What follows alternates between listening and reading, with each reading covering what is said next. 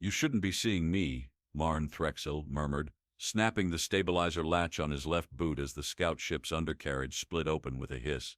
The ground rushed upward, dull ochre cracked like dry skin, while above two sickle moons tilted away from each other, hanging in a burnt crimson sky. His boots kissed the soil without a whisper. A silent signature. A Terran ghost. Marn inhaled once, steady and shallow, the air heavier than Earth's, thick with the tang of fermenting minerals. The scout harness snugged itself tighter across his chest, haptic sensors in his suit flickering alive. His visor fed him lines of data: neat, cold, atmosphere, breathable with irritants, gravity, 0.7 G, surface temperature, stable, Echo 67F, landfall complete, he said. The words absorbed instantly by the auto-recorder clipped to his collar. Around him the plain stretched wide, dusted with low fungal growths that quivered in the crosswind. Not a single structure disturbed the horizon, except for a lonely spire in the distance, an observation point, Drexxa by architecture, all jagged curves and blackstone. His task was simple: observe, record, depart. As he moved, his boots left no prints. Fabricators had engineered the soles for environments just like this, soft, brittle, easily read by tracking. A soft ripple of movement caught his eye, figures emerging at the edge of vision, not soldiers yet, workers maybe, miners, judging by the exosuits glinting under the moon's fractured light. Marn paused, tapped the side of his helmet, and shifted to low-frequency audio capture. Voices crackled through, rough and guttered in the local Drexan dialect. Unknown shape near rift line. Alert command, possible infiltrator. He didn't draw his pulse baton. He didn't even shield himself. Instead, he adjusted the translator node under his tongue, swallowed against the bitter metallic taste it left, and spoke in Drexan. "I come with words, not war." The workers froze. One dropped a crate, the thud splitting the brittle silence like dry bark snapping. Above them, hidden from Marn's visor, laser plasma displays flickered to life atop watchtowers. Commands blared through the dreary morning air, hard-edged and cracked with panic. Inside the main Drexan command node, Kral Joram leaned over the tactical station, his breath short, his eyes burning with a hunger for swift resolution. "Bring it up," he barked. The closest observer jammed a control spike into the display console. Marn's image sharpened into brutal clarity. A lone bipedal figure standing without armor, without visible threat, under the dying glow of two uneven moons. "Broadcast live," Kral ordered. "Let the Council see how Drexxa handles foreign parasites." The command node shuddered with energy as the feeds linked to every primary relay station across the hemisphere. Civilian displays, market hubs, tram stations, even taverns, shuddered and reshaped to show Marn, standing still, one hand out in a peace gesture. Joram stabbed a finger forward. "Shoot him." "But General," one aide started, hesitant, sweat beading at the tips of his ridged brows. "The creature hasn't drawn arms. Non-compliance is its weapon," Joram snapped. "End it." Down on the plains, Marn heard the sharp crack of sonic rifles powering up, saw the faint shimmer as energy condensed around barrel apertures. He understood. He stayed still. "Echo 67F, he whispered for the recorder. No escalation. Continuing diplomatic stance. The Drexan enforcers flanked him, raising rifles that wept silent heat. One of them, barely older than a cadet by his trembling hands, stared into Marn's calm gaze, and for a fraction of a heartbeat, hesitated. The air thickened around the scout, a pressing weight against the skin, alive with the chemical sizzle of charged particles. Marn thought, oddly, of rain back home, of the way it smelled before the sky broke open. The sonic blast struck him center mass. It didn't hurl him backward. It didn't tear him apart. It simply dropped him, knees folding inward like a puppet with cut strings. His head tilted toward the twin moons once more, as if seeking a last confirmation of the world he'd tried to greet in peace. The Drexans watched as his body struck the ground, dust pluming upward in a silent sigh. General Joram stepped forward, his boots grinding the dust into the scout's outstretched hand. His lip curled into something almost triumphant. "Let them come," he said to no one, aware of the thousands watching across their world. The civilian channels buzzed with frenzied commentary, a tide of pride, relief, domination. Children cheered. Traders marked the moment with toasts. The enforcers prodded the lifeless figure with the muzzles of their rifles, uncertain, Still, Marn's body gave nothing more. In orbit above, aboard a silent Terran relay vessel masked by Drex's atmospheric radiation belts, automated protocols ticked over. Marn's vitals faded from the ship's heads-up display. The relay pilot, no human aboard, only machinery, logged the time of death. Transmission, pre-coded and unalterable, began to compile itself. On the ground, the workers returned to their tasks. The enforcers collected Marn's body with mechanical tethers, dragging it like cargo. In the dust where he fell, a fine thread of dark matter soaked into the soil, almost invisible. No Drexan noticed. The moons continued their slow drift apart, casting long bifurcated shadows across the command station. Kral Joram turned back toward his officers, barking orders for the dissection. "See what it's made of," he said. "We'll learn how to defend against them properly." The aide who had hesitated to fire, swallowed hard, watching as Marn's body was lifted onto the carrier sled, his fingers still faintly curled, as though clinging to a language no one cared to hear. The carrier glided across the barren earth, the sled leaving a narrow trail behind, an incision in the land, subtle but deep. Above, unseen by Drexan eyes, tiny motes carried by the crosswind began settling into the fungal fields, seeding change without violence, without permission. And somewhere deep within Marn Threxil's silent chest, within the locked weave of his DNA, a sequence stirred awake. "Cut deeper," Fex Danner ordered, irritation flashing in the rigid corners of his jaw. "If it's flesh, it will yield." The examination bay steamed with sterilizing vapors, casting thin rivers of mist along the floor. Marn Threxil's body, pale against the obsidian autopsy table, seemed almost untouched by death. No bruising, no decay. Tex adjusted the arms of the suspension rig, elevating Marn's chest slightly. The ambient buzz of decontamination fields thickened the air, making every breath taste faintly of raw minerals. Fex narrowed his eyes. He pressed the scalpel's fine edge against Marn's sternum and applied weight. The blade screamed against the tissue. A sudden jolt ran through the table as the scalpel skittered sideways, carving nothing more than a shallow white line across the skin. Fex frowned, adjusted his grip, and tried again, angling the blade downward with the full strength of his arm. Again, the tool glanced off, throwing a metallic screech into the air. One of the younger assistants flinched. "Sir, it's not organic armor, is it?" Fex wiped the blade on a cloth and examined the residue. "None." His fingers tightened around the scalpel handle. "No," he said flatly. "Bone beneath. The tissue's standard, superficially."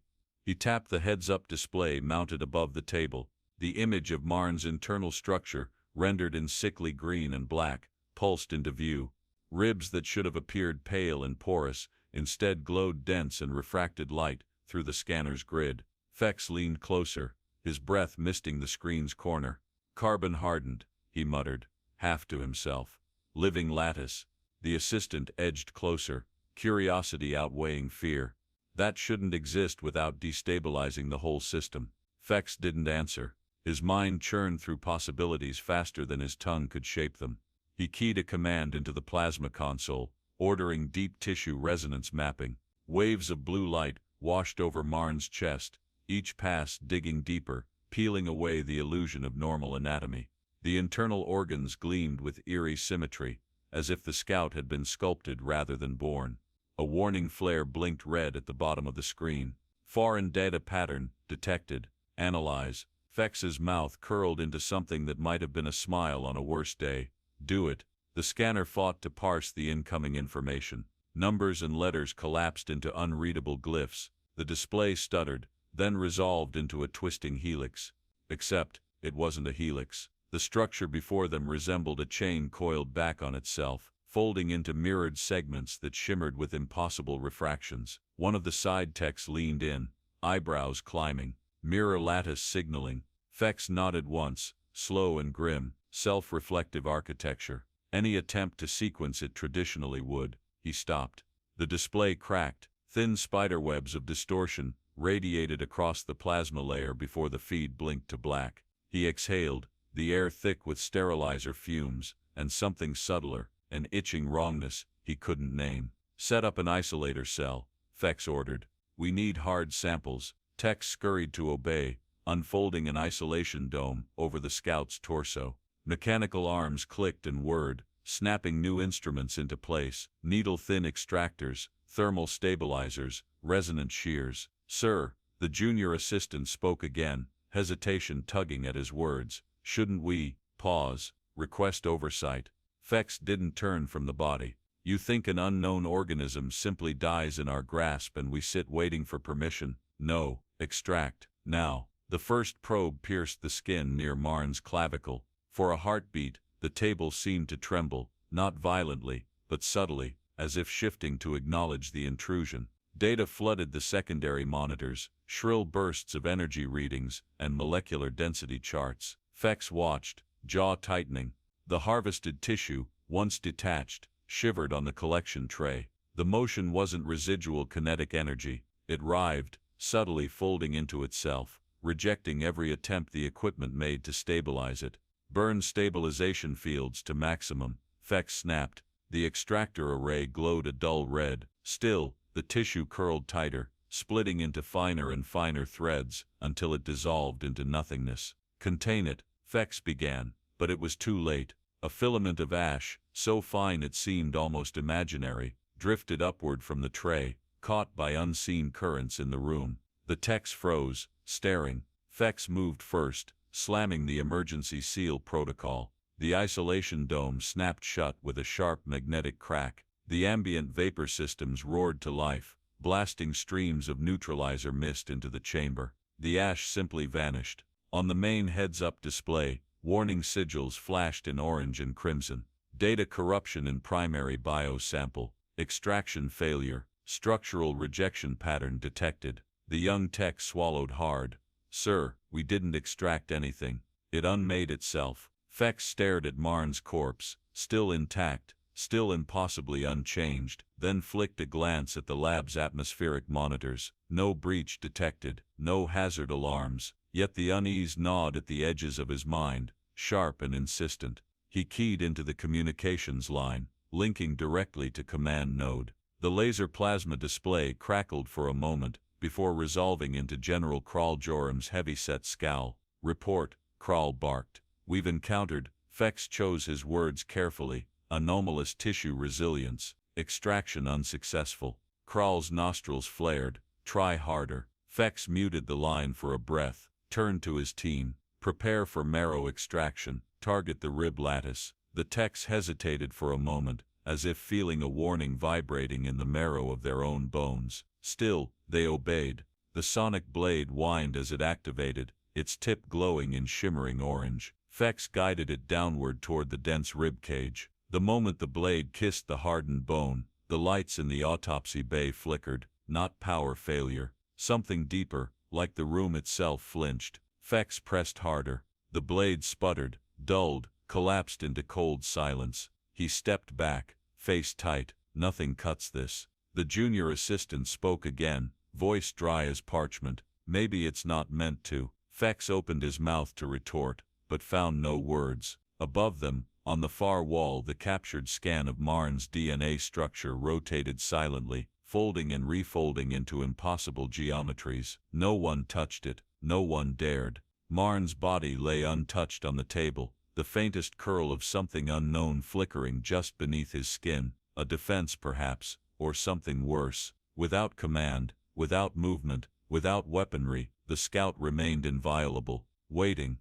"Report to Agriculture Ward immediately. Something's wrong with the fungal roots."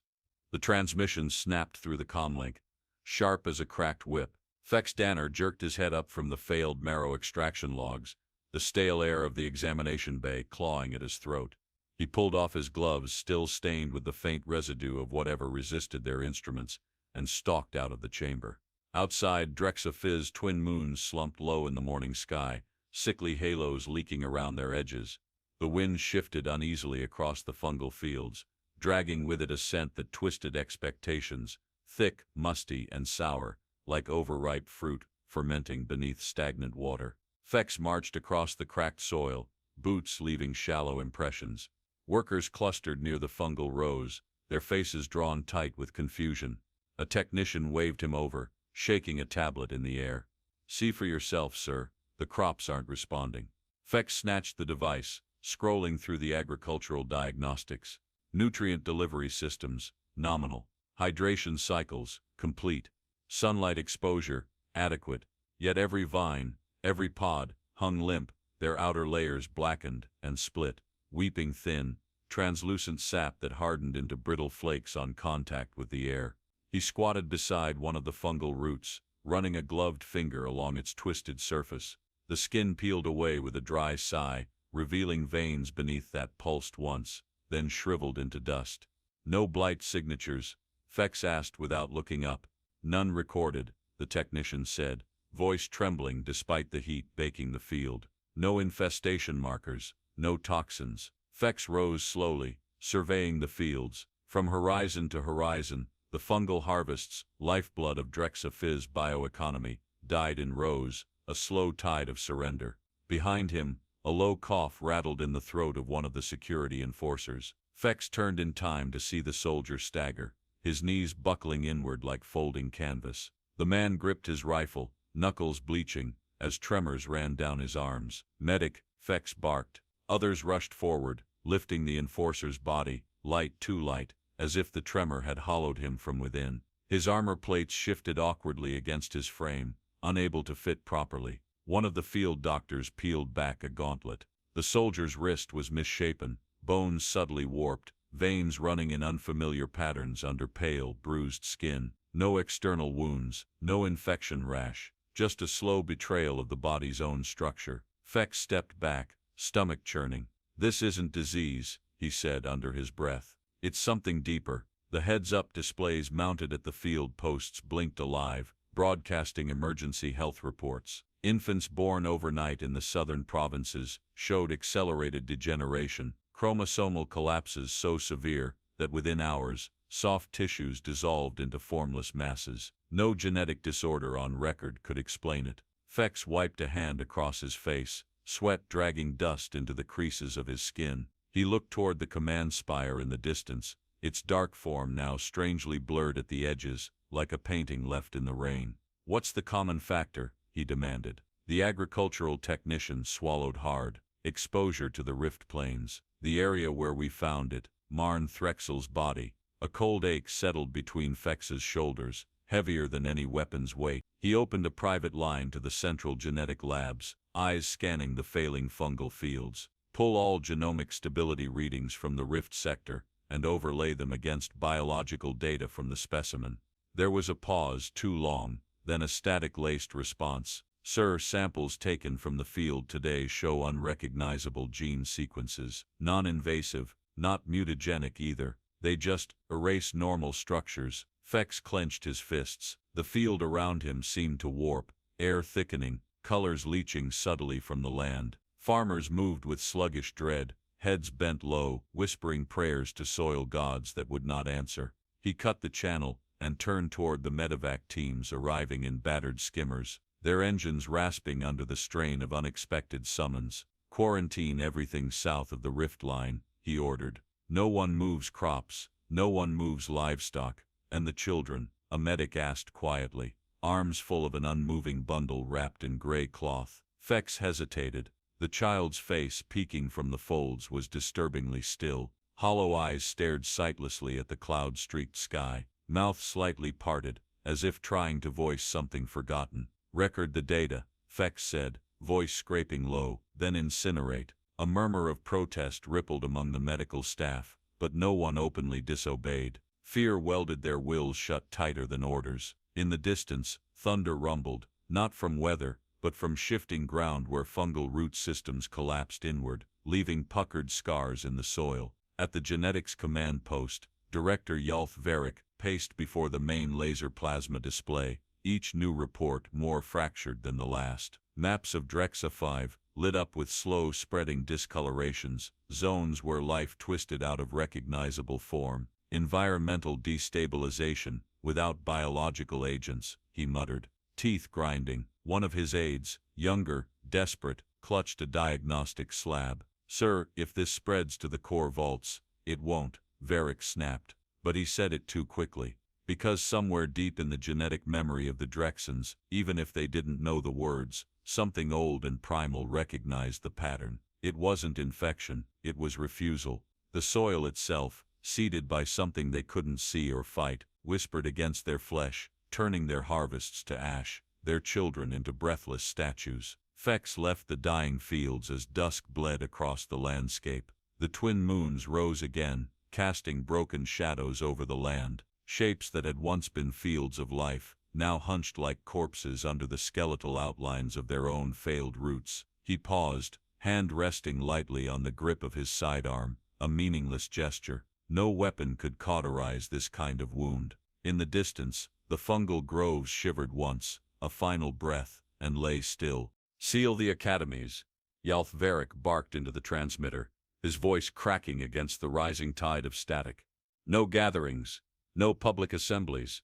Now." The order, once an unshakable command, splintered into the ether as the laser plasma display flickered and bled out into fractured glyphs. For a second, the screen showed nothing but lines of corrupted Drexan script, twitching like wounded insects before cutting to black. Outside the genetics command post, the city's heart faltered.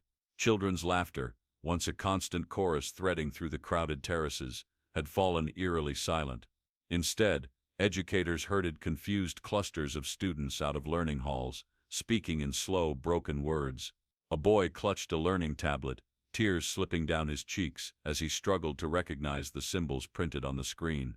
His fingers traced the characters in desperate loops, but meaning slid away, slippery and traitorous. In the military encampments ringing the capital, drills dissolved into chaos. Recruits fumbled with their armor, unable to fit the plates properly against spines that had begun to curve at unnatural angles. One officer screamed when his knee bent backward during a march, the joint folding with a wet snap. Fex Danner stood on the northern perimeter wall, surveying the smoke-colored sky. His gloves were smeared with dried nutrient paste from the emergency ration packs, now being distributed to the outer sectors. The fungal crops, once towering symbols of Drexan vitality, lay rotting in great, fetid heaps. "How far has it spread?" he asked, low and grim. Beside him, Field Marshal Corv Dren pulled up a heads-up display, his fingers trembling as he expanded the regional scan maps. "All rift-contiguous sectors," Corv said, voice frayed raw. "City cores report intermittent failure of neural relay systems and language degradation." Fex's mouth tightened. "How bad?" Corv hesitated, eyes darting across the maps before speaking. "Instructional sequences are collapsing. Linguistic algorithms are breaking mid-pattern. Early estimates predict full written script loss in 12 rotations, if it continues." Fex leaned against the battlement, feeling the gritty stone bite into his palms. 12 rotations, he repeated, as if saying it aloud might lessen the absurdity. Below them, the streets writhed with disorganized movement. Citizens shouted in broken phrases, piecing together meaning like shattered mosaics. Storefront signs blinked nonsensical patterns. Public service announcements played garbled tones that grated the teeth and froze the marrow. The soil wasn't just killing their crops, it was erasing their minds. At the Central Academy, Instructor Velum Jor struggled to maintain order. He scrawled emergency evacuation instructions onto a display board, but by the time his hand moved to the bottom, the characters he had written at the top had shifted, twisting into alien forms. Even he could no longer read. His breath stuttered. Children gathered before him, waiting, trusting, but their faces already reflected the decay, language slipping through their thoughts like mist between dying fingers. He dropped the stylus. In the communications tower, the master signaler, Bren Carthul, pounded at the failing transmission controls. "We need to reach the outer colonies," he shouted over the rising wail of system errors. "They have seed vaults, hospitals, we can hold if we coordinate." But each attempt to connect produced only stuttering syllables, half-sentences chewed into meaningless static. Bren slammed his fist into the console. The monitor cracked, a jagged line splitting it apart, mirroring the fracture, already running through Drexan society. Down in the infirmaries, the medical logs streamed failure notices faster than they could be read. Newborns entered the world with hollow stares, muscles refusing to coordinate. Surgeons opened chests to correct spinal deformations, only to find cartilage that crumbled at the touch. No toxin, no pathogen, only absence, widening in every heartbeat. At a council emergency session, General Kral Joram, slammed a heavy boot against the floor to demand attention. Around him, the remaining Drexan senators leaned forward, faces bleached of color, hands twitching as they struggled to follow the simplest parliamentary phrases. Kral paced the chamber, growling like a caged predator. "We will find the source," he snarled. "We will root it out." He pointed to the frozen laser plasma display behind him, the last successful transmission from a southern sector, now marred by creeping digital rot. "We fight this decay like any invader," he said. Bren Carthul rose slowly, smoothing the front of his battered uniform. "And if the invader," he said, voice cutting through the chamber's heavy air, "is not something we can face with steel." The words hung there, a bitter challenge no one wanted to address. Across the city, statues crumbled under invisible pressure, inscriptions on monuments bleeding into untranslatable nonsense. Market traders wept openly as the names of their goods dissolved into babble. Official edicts, carved in stone and meant to last 1,000 years, warped into labyrinthine spirals within days. In the genetic labs, Yalth Varric stared at the latest sequence analysis, the mirrored lattice of Marn Threxil's DNA, rotating slowly in the suspended scan field. The data around it disintegrated into strings of zeros. "I thought I understood complexity," Yalth whispered to himself. "But this isn't complexity, this is refusal to coexist." He turned to his team. "Initiate lockdown on all genomic archives. If this reaches the seed cores, it's not just language we lose, it's every memory of who we were." The technicians moved to obey, hands shaking. Emergency sirens howled across Drexxa-IV, a raw animal sound that had not been heard in centuries. Not a call to arms, a call to preserve the last pieces of themselves before they vanished entirely. At the academy, Velum Jor watched as the last clear Drexan letter melted from the display board, leaving only blankness. He sat down heavily among his students, who no longer spoke, only stared at the walls, their faces empty of comprehension. Above them, the moon circled silently, casting twin shadows that stretched and blurred against the buckling ground. In the command towers, officers tried to issue final directives. In the temples, priests fumbled forgotten prayers. On the streets, names eroded from the memories of mothers and fathers alike. It was not a war, it was a slow unraveling. The Drexans, masters of their world, found themselves standing ankle-deep in the ruins of a culture being unmade, not by fire or blade, but by the simple quiet withdrawal of recognition. No enemy stormed their gates, no savior would come. And in that spreading silence, Drexxa-IV began to forget it had ever been alive. "You're not listening," Norvalik said, slamming the heel of his palm against the edge of the conference table. "This isn't contamination, it's rejection." The council chamber reeked of sterilizer and fear, though no amount of scrubbing could cleanse the weight hanging in the stale air. On the laser plasma display hovering over the room, the final sequencing logs from Marn Threxil's body spun in a slow, dizzying rotation, no longer a helix, but a spiraling chain, folding against itself in impossible configurations. Kral Jaram, standing with arms crossed like a statue about to crack, snarled low in his throat. "We've survived worse. Quarantine sectors, isolate the carriers." "You can't isolate physics," Nor snapped. His voice, usually measured, grated against the stony walls. "This isn't a virus. It's not spreading through touch or air. It's embedded into the fabric of interaction itself. The moment we touched him, the moment we extracted samples, it began." He jabbed a finger at the shifting structure above them. Each mirrored segment flexed and unfolded like a predatory bloom, repelling every digital analysis tool that tried to interpret it. "It reads foreign life as hostile by default," Nor continued, his tone grinding lower. "No weapon, no sickness, just a lock, a biological no-entry sign. You try to replicate it, study it, even touch it, and your own foundation turns against you." Bren Carthul, leaning heavily on his chair as if the words weighed him down physically, frowned. "Then we stop interacting with it. Burn the body, bury the fields, seal the rift." Nor shook his head slowly, pity shadowing his features. "It's too late. The mirrored lattice doesn't need a carrier once triggered.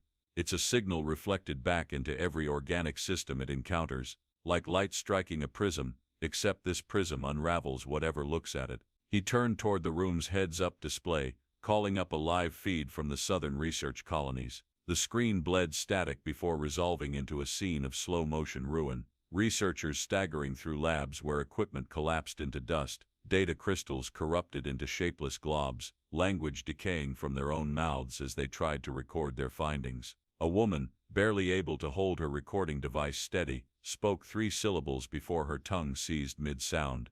Her eyes rolled upward, and she crumpled against the wall, dragging unreadable symbols with her as she fell. Nor muted the feed. Silence crowded the chamber, dense and brittle. Kral Jarum's voice cut through it, harder than stone. There must be a countermeasure. Nor's gaze flickered, something almost like compassion sparking and dying in an instant. How do you counter your own reflection? Across the table, Yalth Varric tapped into the simulation models, dragging up projected timelines. The entire planet glowed in dim red sweeps of predictive collapse. Agricultural failure, already beyond repair. Neural linguistic decay, 72% saturation. Reproductive viability, critical thresholds breached. The simulations ended not with an explosion or a mass grave, they ended with nothing. Empty cities, barren fields, the slow forgetting of a world. Bren rubbed his temples, pressing hard enough to leave red marks. What if we evacuate? Relocate the unexposed to the off-world colonies? Nor laughed, sharp and mirthless.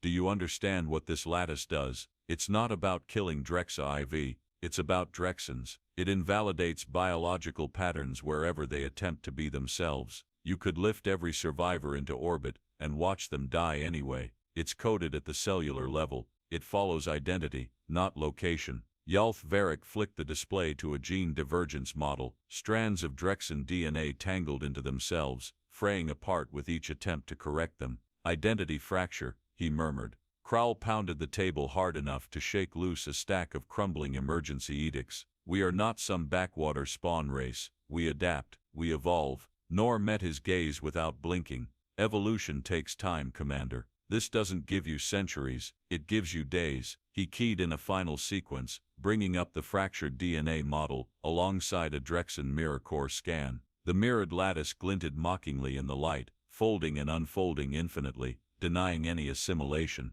Kral gritted his teeth until the tendons in his neck stood out. We made a mistake, a fatal one, Nor said softly. We killed something that warned us with its silence, and in doing so, we triggered a lock designed to deny not just our aggression, but our existence. Bren stared at the crumbling model, voice hollow. Is this vengeance? Nor shook his head. No, it's a clause, an agreement coded in life itself. Their kind didn't come bearing weapons. They came with a contract written into their bones. Harm us without cause, and you unmake yourselves. Yalth Varric stared at the simulations, then at his own trembling hands, as if seeing for the first time how foreign they were becoming. Can it be stopped? Bren asked again, the last scrap of hope clinging to the words. Nor turned off the displays. No, the chamber dimmed. Outside the council building, the streets lay quieter than before, not silent, but filled with the low, broken murmurs of a species losing the scaffolding of its own mind.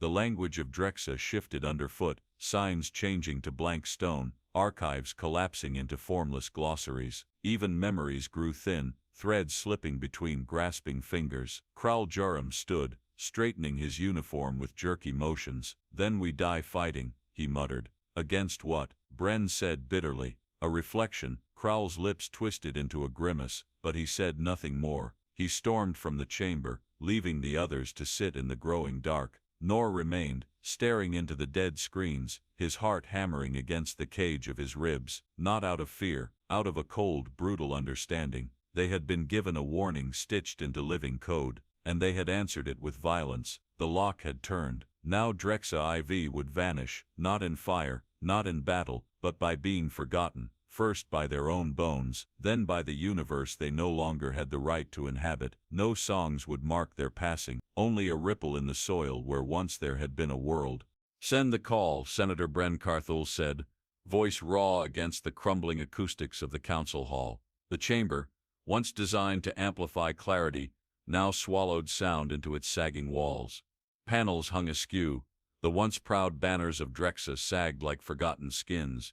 From the high beams dust drifted down in lazy spirals, thickening the air with the heavy scent of old stone and despair.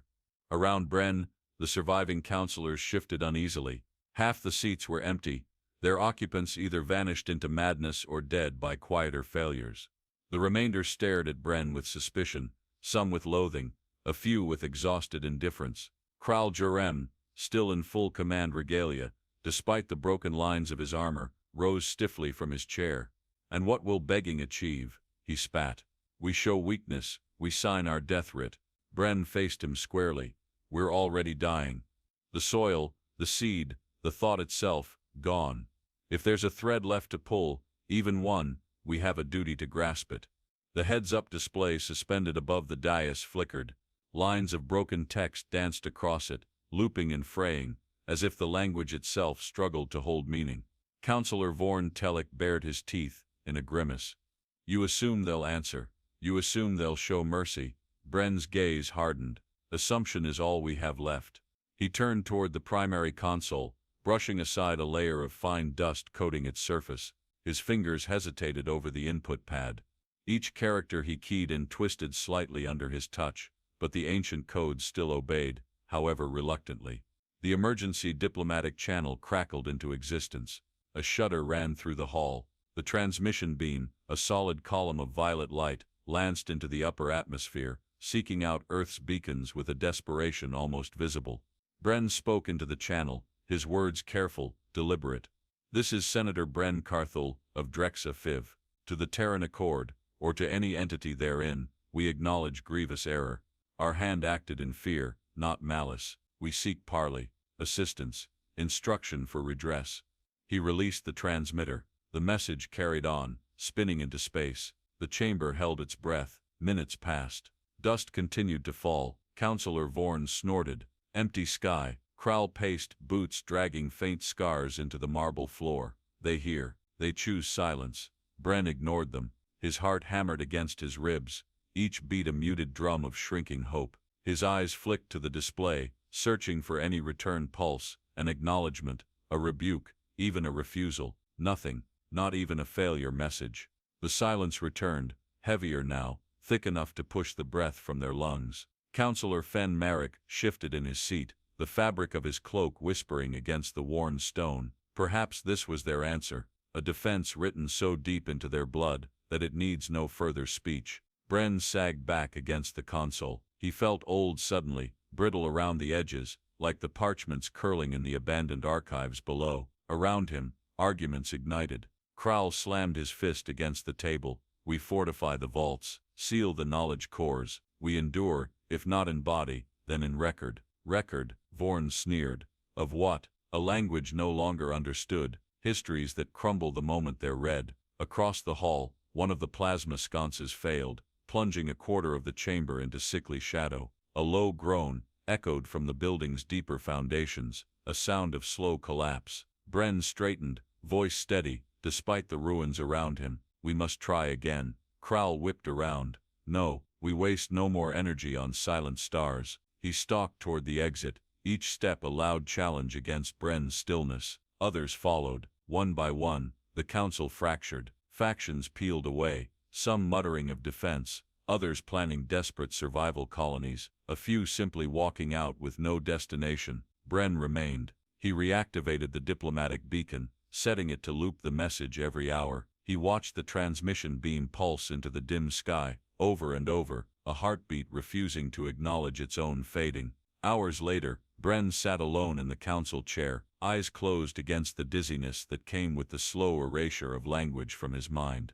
At some point, the beacon flickered, coughed once, and died. No answer came. Above him, the council banners tore free from their moorings, drifting to the floor like discarded skins. Far beyond Drexxa-VI's poisoned clouds, the Terran Accord remained silent, their scouts long gone, their justice already delivered, not through force, but by design. Bren opened his eyes to the failing light. They would not be remembered. They would not even be mourned. In the stillness, he whispered a name he could no longer quite recall, Marn Threxil, and wondered if, somewhere, Earth still remembered him, or if even that memory had already passed beyond reach. "Incoming transmission," rasped the failing council chamber comms unit, the words staggering through layers of static. Bren Carthel's head jerked up. The others who remained, few and broken, turned faces lifting out of their despair like dying plants reaching for light. For one brief moment, breath caught in every throat. The heads-up display crackled to life. A flood of static washed across the chamber, cutting sharp through the rotten air, the sound crackling like dry leaves underfoot. The screen bled white for a heartbeat, then resolved into a figure standing against a jagged ridgeline under twin moons. Marn Threxil. Not the body pulled apart on Drexan tables, not the corpse dissected by fearful hands. Alive, whole, still. His clothing was battered, dust scored from the rift winds, but his eyes held the same unbroken calm he had carried to his death. His gaze cut through the screen, piercing the ragged remnants of Drex's council. He spoke softly, each word measured like a craftsman setting final stones into place. "If you're seeing this," Marn began, "then you chose death." The room remained utterly still. Even the broken comm screens, the cracked stones, seemed to hold their breath. Marn's voice carried no anger, no triumph, only fact. "I am a scout of the Terran Accord.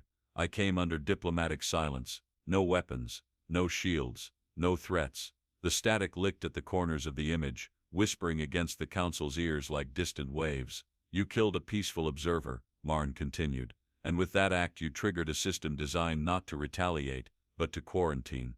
The background behind him shimmered. Dust curled upward from the broken ridgeline, as if even the land remembered his presence. "My DNA," he said, "is not merely human. It carries a mirror-lattice cascade, a defensive mechanism against exploitation." He took a slow step forward. The moons threw long shadows across the ground, twin slashes of darkness that stretched toward him but never touched. "You cannot fix what has begun," Marn said. "You cannot burn it, bury it, or flee from it. Your biology carries the signal now, your seeds, your thoughts, your breath." Kral Jurim clenched the armrests of his chair so tightly, the structure groaned under his grip. His face twisted in fury, but the rage had nowhere left to go. Marn's face softened, almost a flicker of regret. "This is not vengeance," he said. "Vengeance would have been quick." Behind him, a gust of wind tore across the ridge, carrying dust into a spiral that broke and scattered without form. "This is prevention," Marn whispered. "A mercy. You will fade, not burn." The image warped slightly, static chewing the edges of his form before stabilizing again. "Had you listened," he said, "you would have known Terran scouts do not carry arms." His hand lifted, palm open, not in threat, but in farewell. "Our existence is not an invitation to violence. It is a contract. If you break it, you erase yourselves." In the chamber no one moved. Even the breathless whispering of the dying ventilation systems seemed to bow beneath the weight of the message. Marn's image flickered. He looked upward once, toward a sky Drexans would never again read. "I grieve for what could have been," he said. "Goodbye." The feed cut to black. For a moment longer, a heartbeat softer than breath. A final sound lingered in the chamber, a deep steady beat, measured and slow. Marn's last heartbeat. A farewell written in blood and law, stitched into the living tapestry of existence. The transmission ended. Silence reclaimed the hall. Kral rose shakily to his feet. His voice, when it came, rasped like old paper. "That wasn't a warning," he said. Bren Carthel nodded once, staring at the empty screen. "No," he said. "It was a funeral." One of the surviving aides staggered to the communication panel, slamming it in vain. No channels remained. No signals waited beyond the dead sky. Bren turned away from the screen and walked slowly toward the council doors, the echo of his steps, the only sound. Kral stood frozen, as if trying to command the bones of the world to hold shape a moment longer. Outside the chamber, Drexxa-V continued to decay. Language slipped faster now, thought bleeding away from mouths and hands. Infants born silent. Fields lost even the memory of green. The soil itself seemed to sag under the weight of forgetting. No armies came, no weapons fired, no judgment passed. Only the quiet, unstoppable undoing of a species that had chosen violence against peace. Above the council hall, the old banners still drifted, catching the failing light of the twin moons, casting blurred, forgotten symbols onto stone that would soon remember nothing. And far beyond, in Terran archives sealed in orbiting vaults, the final packet from Marn Threxil was logged, not as a victory, not as a conquest, as a quiet, irrevocable end, a line crossed, a world erased by the gravity of its own choice. And Earth, watching from the silence between stars, did not need to answer. The answer had already been written. "Record everything," Bren Carthel said. though even as the words left his mouth, he felt them slipping from meaning. The few surviving council aides shuffled into the transmission bay, movements heavy, faces slack. Above them, the main laser plasma displays flickered in and out of focus, the symbols on the interface writhing into shapes no mind could anchor to. The final broadcast began. The console's voice recognition coughed to life, capturing broken words in real time, each sentence fractured, stumbling mid-thought. "This is..." Bren started, then stopped, the language fracturing under his tongue like frostbitten stone. He tried again. "This is Drex." The name of his world refused to form. It slid sideways from his grasp, a fish wriggling free of a closing hand. Around him, the aides hunched over the controls, muttering syllables that collapsed as soon as they surfaced. One reached out to steady a colleague, but forgot how to shape comfort into words. The heads-up displays recorded faithfully. Fragment after fragment, breath against broken syntax, memory failing in real time. Outside the transmission bay, Drexxa-IV dissolved. Streets once lined with market stalls stood deserted. Stone monuments leaned into each other like drunks at the end of a wake, their engraved faces worn blank by invisible winds. Statues crumbled, not from erosion, but from some deeper surrender, their names no longer whispered even by the wind. In the medical wards, the last scientists struggled to document the genetic collapse. Hands that once coaxed life from barren soil now shook too violently to hold instruments. The language of anatomy, of survival, twisted into nonsense. Nor Valek sat alone at a shattered lab console, blinking at a frozen heads-up feed. His fingers hovered over the input keys, unable to remember what sequence unlocked the research archives. He smiled. A thin, broken thing. He whispered a word, the last he could recall. Home. The word hung there without meaning. Then it fell away. In the council tower, Bren stared at the crumbling broadcast interface. Static gnawed at the edges of the transmission window, each second chewing deeper into the feed. He forced himself to speak again, though the words wobbled on brittle legs. Tear, then see, us, meaningless. The transmission continued, dragging broken phonemes into the black. One of the aides dropped heavily into a chair, head bowed, mouth working silently. Kral Joram stumbled into the bay, armor hanging off him like the husk of a long-dead creature. His boots scraped across the floor, leaving shallow trails in the dust. He looked at Bren, eyes glassy, lost. Bren reached for him. Kral flinched away, not in anger, but in confusion, as if the very idea of contact had become foreign. The transmission staggered on. In the central plaza, children sat in quiet circles, drawing spirals in the dirt with limp fingers. No teachers called them back. No parents wept. At the Temple of the Moons, the priests gathered for a final prayer, but found no words left to summon their gods. The prayer dissolved into low, tuneless keening. In the agricultural zones, the fungal fields rotted inward, black pools reflecting skies stained with sickly light. No seeds took root, no harvests came. Above the dying planet, the orbital satellites winked out, one by one, like eyes closing in exhausted surrender. Back in the council chamber, the final transmission reached its end. Bren leaned into the microphone, mouth moving without sound. His hands trembled on the console. The screen flashed a single line, recording error, before cutting to black. The transmission ended mid-breath. No farewell, no declaration, just an unfinished thought, slipping into darkness. The chamber's lights sputtered and failed. The walls, once vibrant with history, faded to a sullen gray. The council banners, torn and forgotten, collapsed onto the cracked floor. Bren sat back in his chair. He could no longer recall why he had come here. The reason lay just beyond reach, like a dream at the edge of waking. He closed his eyes. Around the world, Drexans lay down where they stood, minds unraveling into formlessness. Cities surrendered to silence, oceans stilled. In the last functioning observatory, an automated sensor array captured the final status of Drexxa-IV. Population, null. Transmission, terminated. Biological viability, ended. The system's beacon, once a brilliant pulse of Drexan civilization, flickered once, and died. Above the planet, where once Drexan voices had chattered across 1,000 channels, there remained only a single hollow note of background radiation. Archive entry: Marn Threxil. Category: irretrievable loss. The voice of the archive clerk, dry and stripped of ornament, echoed against the sterile walls of Echo Vault 9.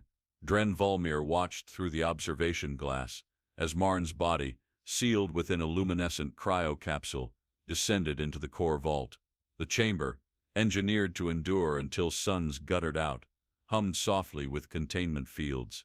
The capsule slid into place without ceremony, another silent cornerstone in humanity's unspoken history.